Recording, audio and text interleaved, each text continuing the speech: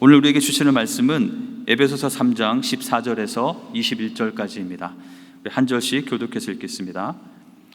이러므로 내가 하늘과 땅에 있는 각 족속에게 무릎을 꿇고 비노니 그의 영광의 풍성함을 따라 그의 성령으로 말미암아 너희 속사람을 능력으로 강건하게 하시오며 믿음으로 말미암아 그리스도께서 너희 마음에 계시게 하시옵고 너희가 사랑 가운데서 뿌리가 박히고 터가 굳어져서 능히 모든 성도와 함께 지식에 넘치는 그리스도의 사랑을 알고 그 너비와 길이와 높이와 깊이가 어떠함을 깨달아 하나님의 모든 충만하신 것으로 너희에게 충만하게 하시기를 구하노라.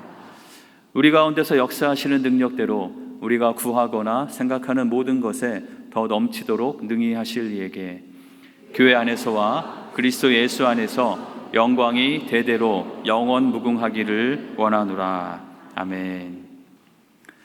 네, 저희가 계속해서 우리 에베소서 말씀을 통해서 하나님께서 우리에게 주시기 원하시는 하나님의 교회, 주님의 몸된 우리 교회의 모습이 무엇인지, 또 함께 지어져가는 우리 교회가 어떻게 세워져가는 것인지를 같이 살펴보고 있습니다.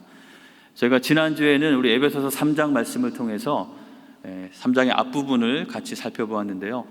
앞부분에 있는 내용을 한마디로 요약한다면 이 7절 말씀으로 요약할 수 있을 것입니다. 같이 한번 읽어보겠습니다.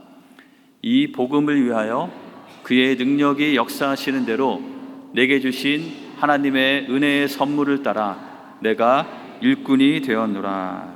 아멘.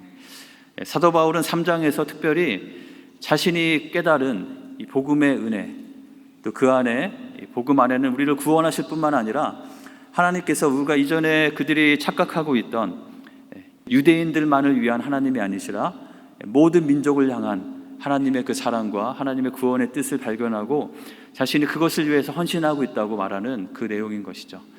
하나님 나라에 있는 복음 안에 있는 그 비밀을 발견한 그는 그것을 위해서 내가 바로 그것의 일꾼이다 라고 하면서 실제로 그 일꾼된 삶의 모습으로 감옥에 갇히든 여러 가지 환난을 당하든 개의치 않고 그 일을 감당해 가고 있다고 고백하고 있는 것이죠.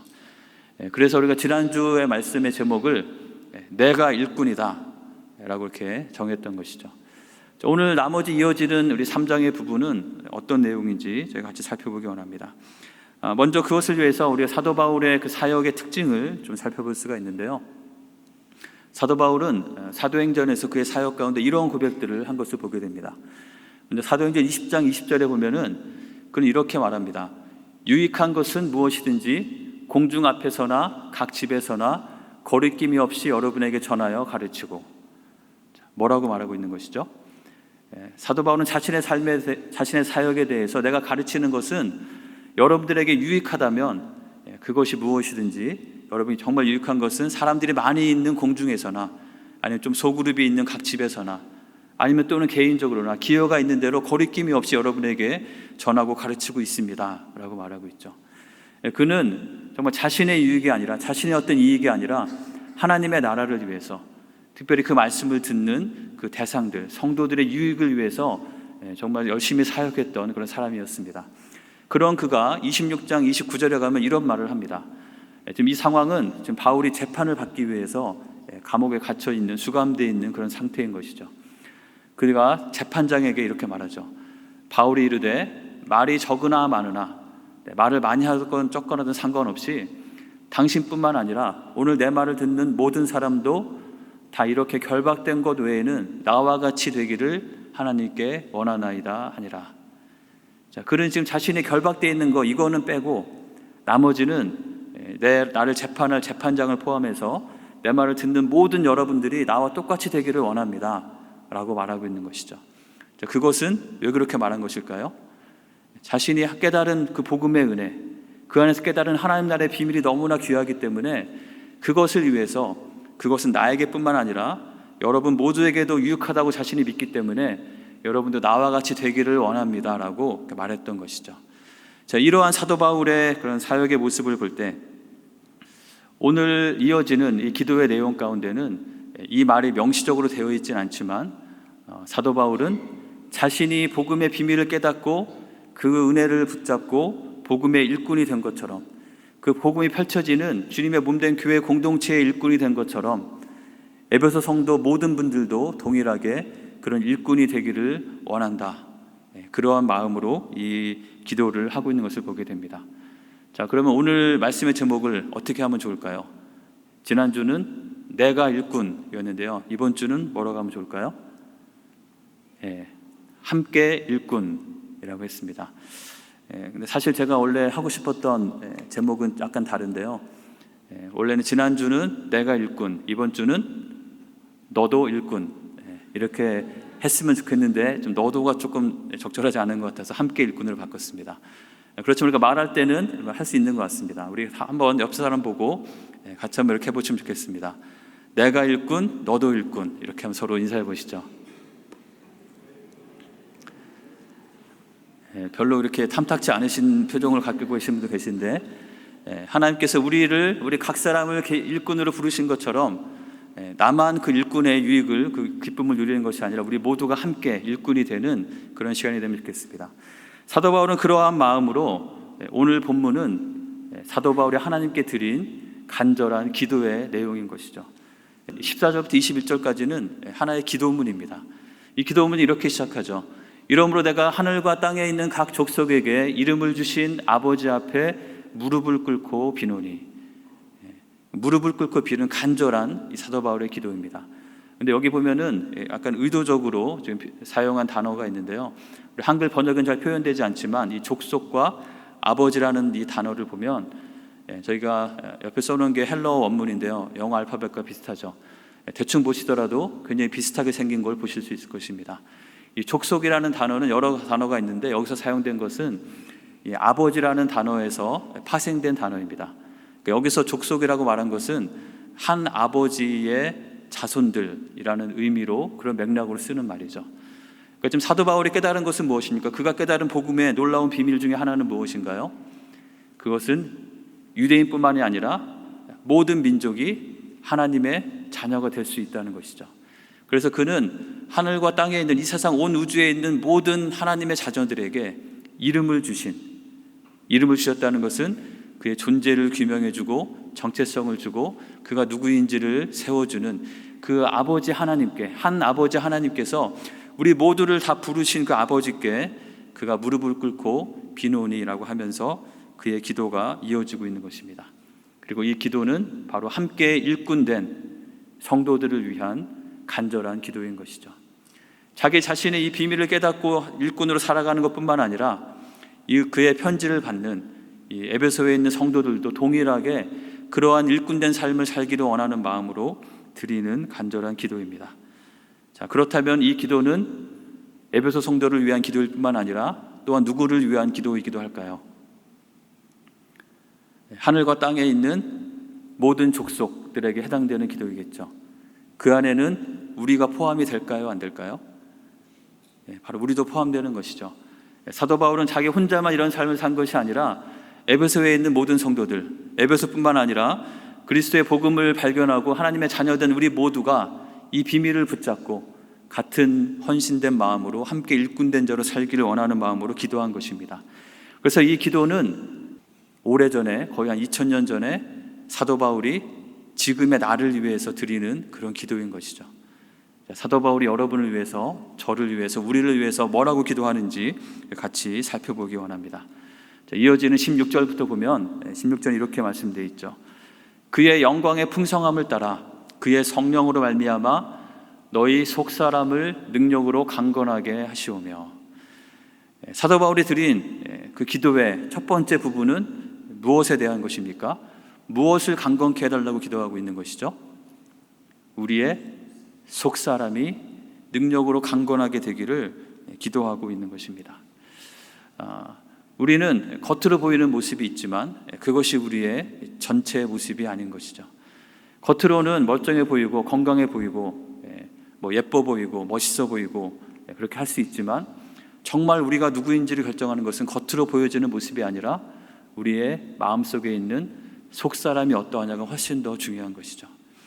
이 사도 바울은 겉으로 보여지는 모습을 위해서 말하기 전에 정말 우리의 심령 가운데 있는 우리의 속사람이 강건하고 능력 있는 자가 되기를 원한다고 기도하고 있는 것입니다. 사도 바울은 우리가 하나님의 그런 일꾼으로 살기를 원할 때 우리를 향해서 정신 차려라, 일꾼으로 살아라, 그렇게 살면 안 된다, 이렇게 직접적으로 명령할 수도 있겠지만, 오늘 본문에서는 우리를 위해서, 우리가 정말 일꾼된 삶을 살기 위해서 무엇이 필요한지를 생각하면서 하나님 앞에 첫 번째로 우리의 속사람이 강건하기를 간절히 기도하고 있는 것이죠. 사랑하는 성도님 한 분 한 분, 여러분들은 요즘에 어떻게 지내고 계신가요? 여러분의 속사람은 건강하십니까?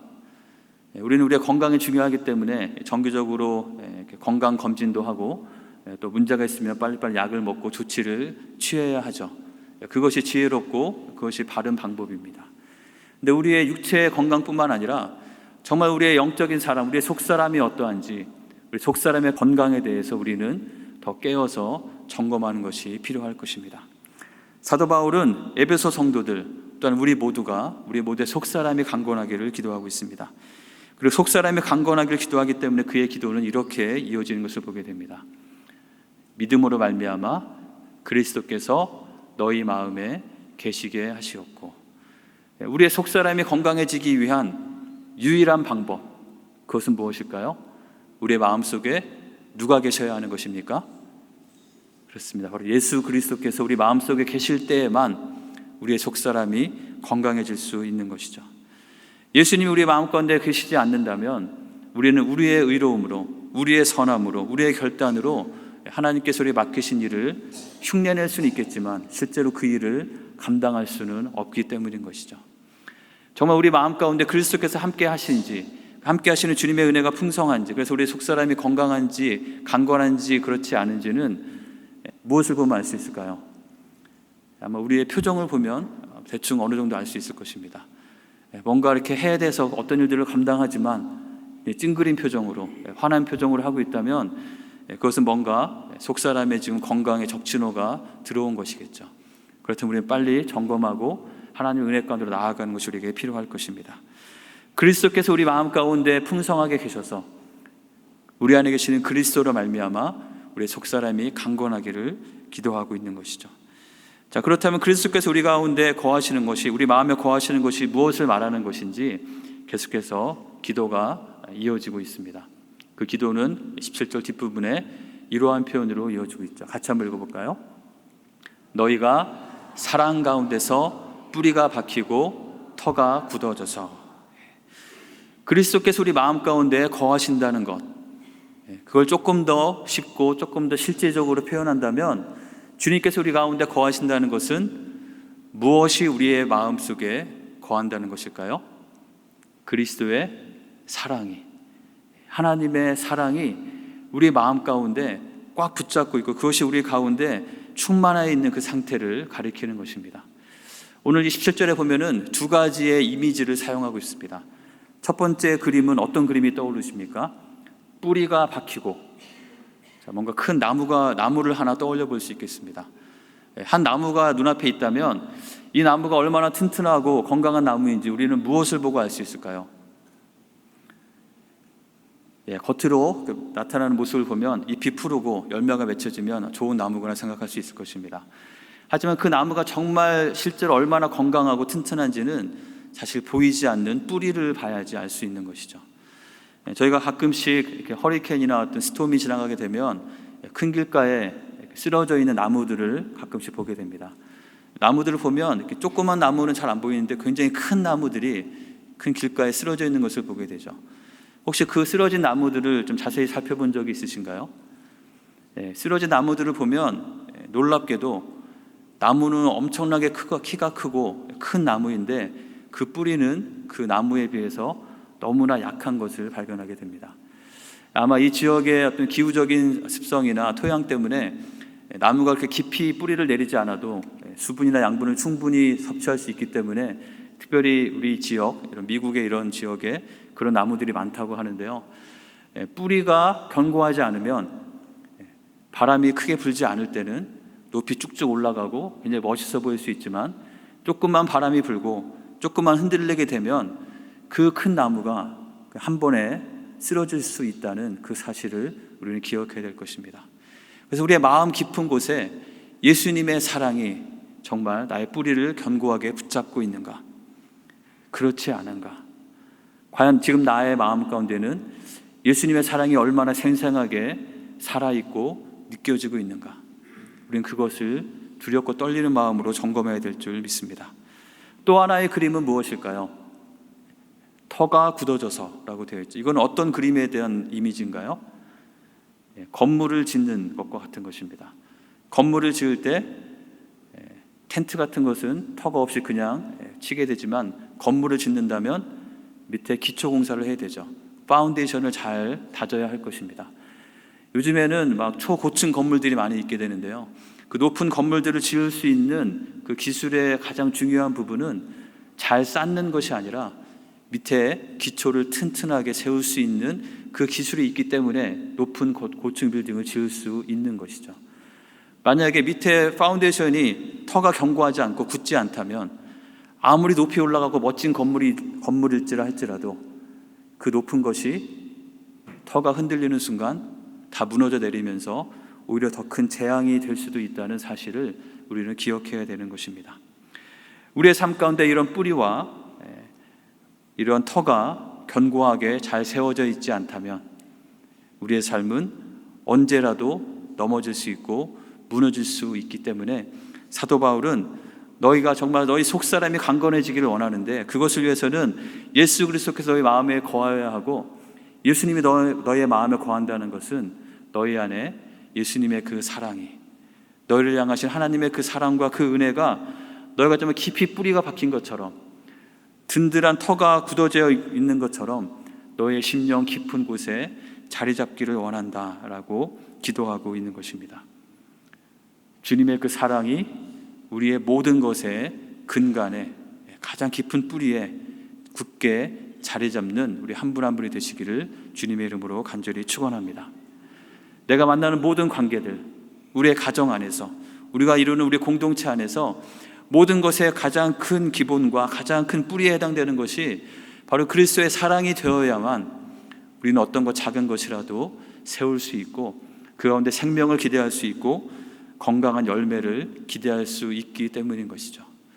그래서 우리가 어떤 일을 하는지보다도 더 중요한 것은 과연 나의 마음속에 그리스도의 사랑이 있는가. 만약에 그것이 분명치 않다면 하나님 앞에 그 사랑을 다시 회복해 주시도록, 그 사랑을 더 깊이 깨닫게 해주시도록 간구하는 것이 우리에게 필요할 것입니다. 그러한 사랑이 모든 것의 기초가 되도록 하기 위해서 그 사도 바울의 기도는 이렇게 이어집니다. 18절 19절인데요, 같이 한번 읽어보겠습니다. 능히 모든 성도와 함께 지식에 넘치는 그리스도의 사랑을 알고 그 너비와 길이와 높이와 깊이가 어떠함을 깨달아. 정말 이 에베소 성도들이, 또 예수님을 믿는 우리들이 정말 깨닫고 알아야 할 것이 있어서 그것을 위해서 기도하는 것이죠. 자, 근데 그것은 무엇인가요? 그리스도의 사랑을 깨닫는 것인데, 그리스도의 사랑에 대해서 이렇게 표현합니다. 지식에 넘치는 그리스도의 사랑. 무슨 말일까요? 지식에 넘치는 그리스도의 사랑.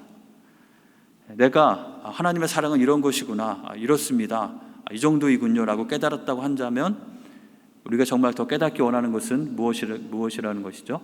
그것을 더 뛰어넘는, 내가 잘 알고 있다고 생각하지만 이 정도까지라고 생각하지만 내가 더 겪어보니, 내 삶 가운데 경험해보니 하나님의 사랑은 그것보다 훨씬 더 크구나 라는 그런 고백들이 우리의 삶 가운데 계속해서 이어지기를 원하는 것이죠. 그래서 그 너비가 이 정도라고 생각했는데 훨씬 더 넓고, 그 길이가 여기까지라고 생각했는데 훨씬 더 멀리 나아가고, 그 높이가 또 그 깊이가 내가 생각했던 것, 내가 경험했던 것, 내가 한계라고 생각하는, 아마 이 정도까지일 것이라고 생각하는 것보다 훨씬 더 뛰어넘는 그런 그리스도의 사랑이 우리 가운데 있다는 것을 우리가 깨달아질 때, 그 사랑이 우리의 마음 가운데 그 사랑이 우리를 붙잡고 있을 때, 그때 비로소 우리는 우리의 속사람이 강건하여지고 그리스도의 일꾼으로 살아갈 수 있기 때문에 이것을 위해서 기도하고 있는 것이죠. 그래서 우리의 삶 가운데 정말 중요한 것은 내가 하는 사업이 잘 되고, 가정이 잘 되고, 자녀들이 잘 되고, 건강하고, 다 중요하죠. 너무나 중요하고, 여러분의 삶 가운데 그런 일이 있기를 위해서 매일 기도하고 있습니다. 하지만 가장 중요한 가장 시급한 기도 제목이 있다면 우리의 마음 가운데 그리스도의 사랑이 점점점 더 분명하게, 더 깊게, 더 넓게, 더 멀리까지, 더 높이까지 가는 그 사랑이 어떠한지를 우리가 깨달아지도록 하는 그 기도가 우리가 드려야 할 가장 중요한 기도라고 믿습니다. 우리가 매일매일 살아가는 가운데 하나님, 오늘도 오늘 하루의 삶을 통해서 하나님의 사랑이 정말 어떠한 것인지 제가 더 알 수 있게 해주십시오. 하나님의 그 사랑이 내 마음 가운데 여전히 따뜻하게 흐르고 있어서 그 온기가 식지 않아서 그 사랑으로 말미암아 살아가는 삶을 살도록 도와주십시오라고 우리 자신을 위해서 기도하고 서로를 위해서 기도하는 우리가 되어야 될 줄 믿습니다. 그래서 그의 기도는 성도들과 함께 그리스도의 사랑을 깨닫도록 기도하면서 마지막에 이렇게 마무리되고 있습니다. 하나님의 모든 충만하신 것으로 너희에게 충만하게 하시기를 구하노라. 우리의 삶이 우리 스스로의 어떤 것으로 살아가는 것이 아니라 하나님의 충만하신 것으로 늘 가득 채워진 그런 삶을 살기를 기도하고 있는 것이죠. 아무리 좋은 휴대폰이 있어도, 아무리 좋은 스마트폰이 있어도, 요즘엔 전기자동차도 많죠. 아무리 좋은 자동차가 있어도 충전이 되지 않으면 아무런 쓸모가 없겠죠. 그래서 좋은 어떤 기계를 갖는 것도 중요하지만 더 중요한 것은 충전을 잘하는 것이 너무 중요하다는 것이죠. 우리도 우리의 삶 가운데 예수님의 그 사랑이, 그 복음의 은혜가, 내가 과거에 예수님을 영접할 때 수년 전에 그때 한번 내가 감동하고 영접하고 끝나는 것이 아니라 지금도 여전히 깨어진 세상 가운데서 깨어짐 가운데 신음하며 살아가고 있는 우리의 현재 매일매일의 우리의 삶 가운데 예수님을 통한 우리를 온전히 회복시키시고 모든 것을 새롭게 하시는 그 은혜가 우리 가운데 계속해서 느껴지고 그 사랑이 계속해서 고백되어질 때, 그때 비로소 우리는 속사람이 강건해지고 그 강건함 가운데 살 수 있을 줄 믿습니다. 그래서 사도 바울은 그런 것을 간구하면서 마지막으로 이렇게 기도를 마무리합니다. 같이 한번 읽어보겠습니다. 우리 가운데서 역사하시는 능력대로 우리가 구하거나 생각하는 모든 것에 더 넘치도록 능히 하실 이에게 교회 안에서와 그리스도 예수 안에서 영광이 대대로 영원무궁하기를 원하노라. 아멘. 하나님의 영광이 있는 것은 교회 안에서, 그리스도 예수 안에서, 믿음의 공동체 안에서의 이러한 삶의 모습을 통해서 하나님께 영광이 되기를 기도하고 있는 것이죠. 근데 여기를 보면은 이 사도 바울이 자신이 지금 기도하고 있는 그 기도의 대상이 되시는 하나님께 대해서 어떤 것을 고백하고 있을까요? 밑줄 친 두 가지가 있죠. 첫 번째는 우리 하나님은 우리 가운데서 역사하시는 하나님이시다라는 그 믿음의 고백입니다. 그 하나님은 저 멀리 계시는 하나님이 아니라 지금도 우리 가운데 계시고 우리의 기도를 들으시고 그 기도 가운데 우리 기도를 통해서 우리 가운데 능력을 베푸시고 일하시는 그런 하나님이시라는 것이죠. 그리고 그 하나님은 그 일하심 가운데 어떻게 일하십니까? 우리가 구하거나 생각하는 것보다 더 넘치도록 능히 하시는 그런 하나님이심을 고백하고 있는 것이죠. 하나님이 이런 분이시기 때문에 우리는 하나님께 기도할 수 있고 그 기도를 의지해서 그 기도의 소망이 있기 때문에 우리는 우리 가운데 하나님께서 선한 일들을 이루실 것을 기대할 수 있는 것이죠. 오늘 말씀에 보면은 한 가지 공통적으로 나타나는 모습은 사도 바울은 하나님의 은혜가, 하나님의 사랑이 모든 성도들 가운데 적당하게 채워지도록 기도하는 것이 아니라 어떻게 해야 되도록 기도하고 있습니까? 넘쳐서 흘러 넘치도록 가득 채워지도록 기도하고 있는 것을 보게 됩니다. 이것은 시편 23편에 나오는 다윗의 고백도 마찬가지이죠. 다윗도 여호와께서 나의 목자이시기 때문에 나에게 부족함이 없다고 하면서 단순히 부족함이 없는 정도가 아니라 5절에 보시면 주께서 내 원수의 목전에서 내게 상을 차려주시고 기름을 내 머리에 부으셨으니 내 잔이 넘치나이다 라고 고백하고 있는 것을 보게 됩니다. 다른 어떤 것보다도 우리 사랑하는 성도님 한 분 한 분의 삶 가운데 하나님의 사랑이 흘러넘치고 하나님의 은혜가 흘러넘치시기를 간절히 축원합니다. 여러분을 위한 많은 기도들이 있지만 그것이 가장 중요한 기도라고 생각합니다. 그리고 그 은혜가 흘러넘치기 때문에 그 은혜에 감사해서 그 복음의 비밀로 말미암아 주님의 일꾼으로 살아가시는 한 분 한 분이 되시기를 간절히 축원합니다. 자, 이것이 여러분을 향한 사도 바울의 기도였던 것이죠. 예수님의 사랑이 가득 흘러넘쳐서 속사람이 강건하여져서 일꾼된 삶을 넉넉히 살아가도록 기도하고 있는 것입니다.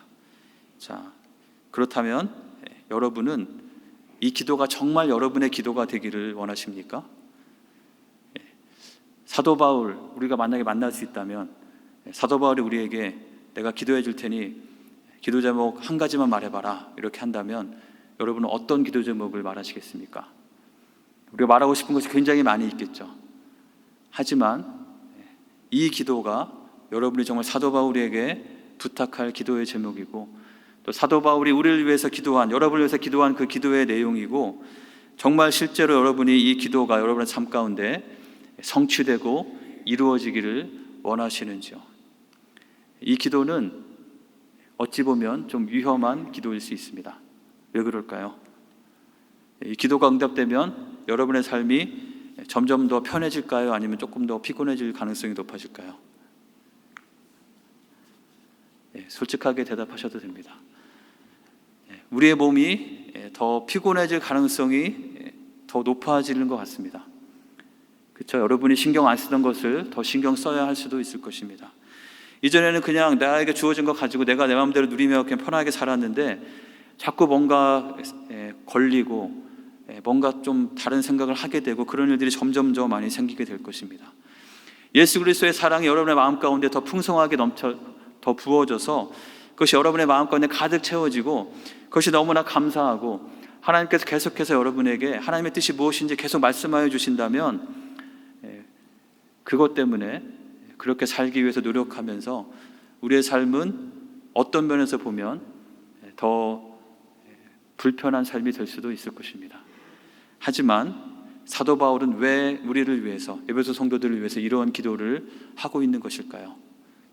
이것이 바로 진정한 유익이 있기 때문에 그런 것이죠. 이것이 바로 하나님께서 우리를 구원하신 그 복음의 은혜를, 그 구원의 은혜를 더 풍성하게 누릴 수 있는 유일한 방법이기 때문입니다.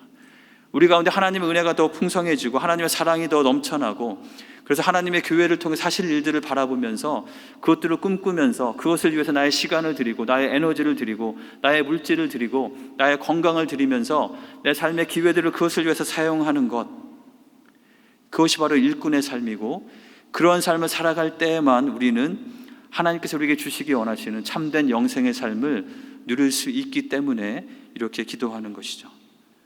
사랑하는 성도님들 한 분 한 분이 이 기도에 응답이 되시기를 주님의 이름으로 간절히 축원합니다. 그래서 여러분의 속사람이 강건하고 여러분 예수 그리스도의 사랑이 충만하게 흘러넘쳐져서 억지로가 아니라 내가 가만히 있을 수가 없어서 하나님의 그 은혜 때문에 주님의 나라를 위해서 움직이고 일하는 우리 모두가 되기를 원합니다.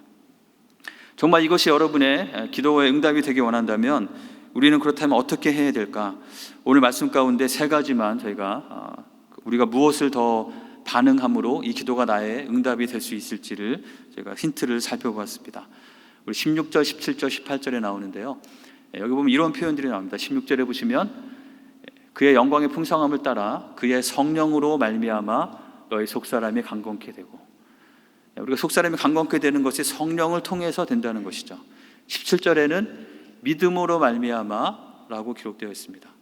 믿음으로 말미암아 그리스도께서 우리 안에 더 거하시게 된다는 것이죠. 그렇다면 우리에게 믿음이 좋은 통로가 된다는 것입니다. 18절에는 능히 모든 성도와 함께 그리스도의 그 사랑을 깨달아 알게 되기를 원한다고 표현하고 있습니다. 자, 이 기도가 정말 여러분에게 응답되기 원한다면 우리가 이것이 나에게 응답되기 원함으로 우리가 반응하며 힘써야 될 부분이 있는데, 첫 번째는 성령을 의지하는 삶입니다. 바로 성령을 통해서 이 모든 것이 이루어지기 때문이죠. 성령을 의지한다는 것은 무슨 뜻일까요? 성령은 누구십니까? 성령은 하나님이시죠. 성령은 하나님이시고 우리 안에 거하시는 분이십니다. 우리 안에 거하시면서 무엇을 하십니까?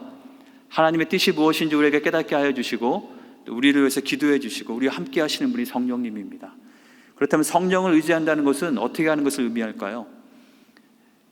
우리가 매일매일의 삶 가운데 하나님의 뜻이 무엇인지에 귀를 기울이는 것이죠. 하나님의 말씀을 통해서 내가 정말 나의 삶 가운데 이런 것이 이루어지기 원하는데 그것이 성령으로 가능하다면 나는 성령님을 늘 찾고 구하면서 성령의 말씀에, 우리의 말씀하심에 귀를 기울이는, 말씀을 묵상하는 삶이 될 것입니다. 그리고 순간순간 나의 뜻대로가 아니라 하나님의 뜻이 무엇인지 기도하며 물으며 그분과 커뮤니케이션하는 삶이 되겠죠. 또 한 가지 우리에게 필요한 것은 믿음으로 사는 삶입니다. 믿음으로 산다는 것은 주로 선택의 순간에 해당되는 것일 것입니다. 내가 나의 삶 가운데 내가 A를 선택할 것인지 B를 선택할 것인지, 그 선택의 기준이 과연 믿음인가 아니면 믿음이 아닌 다른 어떤 것인가. 나에게 더 많은 이익을 주는 것, 나에게 더 편하게 하는 것, 또는 그 다른 어떤 것이 선택의 기준인지, 아니면 좀 하나님의 말씀대로 내가 믿음으로 선택해 보는 것인지. 믿음으로 선택할 때 이 기도가 여러분의 기도가 될 줄 믿습니다. 마지막으로는 성도와 함께하는 삶이죠. 이러한 하나님께서 이루시기 원하시는, 우리에게 주시기 원하시는 삶은 내가 산속에 들어가서 혼자 돛 닦으면서 우리에게 이루어지는 일이 아닌 것입니다. 성도들과 함께하는 그 삶의 현장 가운데 때로는 여러 가지 부대끼기도 하면서 내가 다른 사람을 더 품기도 하고 또 내가 용납받기도 하는 그런 관계 가운데 그것이 결코 쉽지 않다는 것을 뼈저리게 느끼면서, 그렇지만 그것이 하나님의 뜻이기 때문에 믿음으로 순종하기 위해서 하나님 앞에 무릎을 꿇는 그런 시간들을 통해서 나를 구원하신 하나님의 사랑이 정말 얼마나 크고 놀라운 것인지를 깨닫게 되고, 그러한 사랑이 우리 가운데 고백되어지고 그 사랑을 붙잡을 때에만 우리는 하나님께서 우리에게 주시기 원하시는 우리의 좀 속사람이 강건해지고 우리 안에 그리스도의 사랑이 늘 풍성하게 넘쳐서 우리를 통해서 주님의 교회가 강건하게 세워지는 주님의 일꾼된 삶을 살아갈 수 있는 줄 믿습니다. 우리 사랑하는 성도님들 한 분 한 분도 빠짐없이 모든 분들의 삶이 이러한 삶이 되시기를 간절히 원합니다. 우리가 또 나만 그런 것이 아니라 또 서로를 향해서도 동일한 기도를 드리는 우리가 되기 원합니다. 그러한 우리가 함께 모여 있을 때 나 자신이 사도 바울의 기도에 응답이 되는 삶을 살고, 또한 그 기도를 가지고 나의 사랑하는 지체들을 위해서, 나의 자녀들을 위해서, 나의 가까운 사람들을 위해서 그들도 그렇게 되도록 서로 기도하며 지내는 우리 공동체는 하나님께서 건강하고 아름답게 세워주실 수밖에 없겠죠. 우리 교회가 정말 그런 교회가 되면 좋겠습니다. 우리가 이제 곧 50주년을 맞이하게 되는데 50주년의 그 긴 세월 하나하나 너무나 감사하죠. 그것이 정말 감사하고 의미가 있기 위해서는 우리 가운데 이러한 헌신들이 지금 이 순간 우리 모두에게 있어야 할 줄 믿습니다. 그럴 때 하나님께서는 그러한 우리들을 통하여서 우리 교회를 더 강건코 견고하게 하실 것이고, 이곳에 오는 모든 사람들이 이 세상의 여러 가지 모습으로 깨어지고 힘들고 지친 상태로 있다가도 이 안에서 함께 녹아지며 함께 그 사랑 안에 녹아져서 함께 그리스도의 집으로 함께 지어지는 것을 통해서 그들의 삶 가운데도 하나님의 은혜가 임하고 우리가 있는 모든 곳 가운데 하나님 나라를 만들어가는 그 일이 우리 교회를 통해서 일어나게 될 줄 믿습니다. 그 귀한 하나님의 역사의 주인공이 되시는 한 분 한 분 되시기를 주님의 이름으로 간절히 축원합니다. 나의 삶 가운데 매일매일 주님과 동행하는, 또 하나님의 뜻대로 하나님의 나라를 만들어가는 일꾼된 삶을 살아갈 수 있도록 도와주십시오. 우리 같이 간절히 기도하겠습니다. 함께 기도하겠습니다.